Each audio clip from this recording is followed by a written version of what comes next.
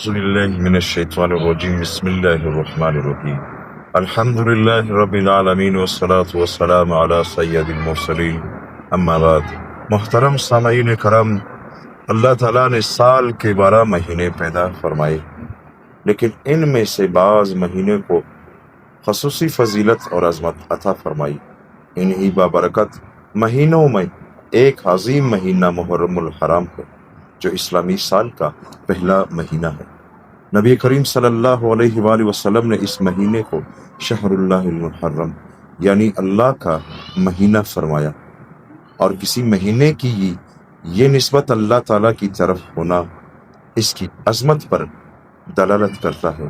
اللہ تعالیٰ قرآن کریم میں ارشاد فرماتے ہیں، بے شک اللہ کے نزدیک مہینوں کی تعداد 12 ہے، ان میں سے 4 مہینے حرمت والے ہیں۔ سورہ توبہ آیت نمبر 36 میں ان 4 حرمت والے مہینوں میں محرم الحرام بھی شامل ہے۔ اس مہینے میں نیکیوں کا ثواب زیادہ ملتا ہے اور گناہوں سے بچنے کی خاص تاکید کی گئی ہے۔ پیارے بھائیوں، محرم الحرام ہمیں یہ پیغام دیتا ہے کہ مسلمان اپنے نئے سال کا آغاز توبہ، استغفار، عبادت اور اللہ تعالیٰ کی اطاعت سے کرے۔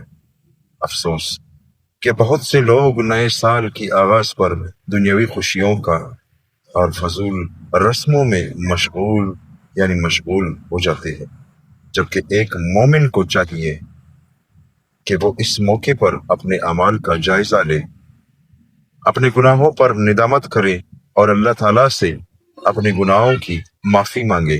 رسول اللہ صلی اللہ علیہ وآلہ وسلم نے فرمایا، رمضان المبارک کے بعد سب سے افضل روزے اللہ کے مہینے یعنی محرم کے روزے ہیں۔